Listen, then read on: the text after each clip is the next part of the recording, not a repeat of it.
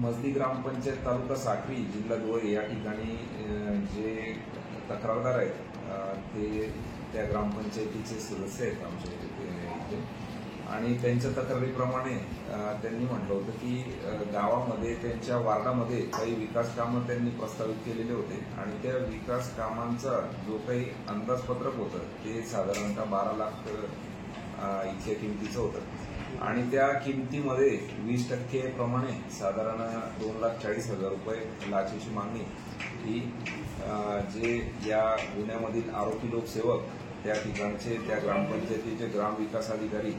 मेघश्याम बोरसे असं त्यांचं नाव आहे, त्यांनी तडजोड्यांती 2 लाख रुपये लाच स्वीकारण्याचं त्या ठिकाणी मान्य केलं होतं आणि तडजोड्यात त्या लाचेपैकी 50,000 रुपयाचा जो पहिला हप्ता आहे तो स्वीकारत असताना लाचलुचपत प्रतिबंधक विभाग धुळे आमच्या पथकाने त्यांना रंगेहात पकडलेला आहे। यामध्ये जे काही विकास कामं आहेत ते प्रस्तावित करत असताना आगाऊ स्वरूपामध्ये ती रक्कम त्या जो कोणी इच्छुक ठेकेदार असेल त्याच्याकडून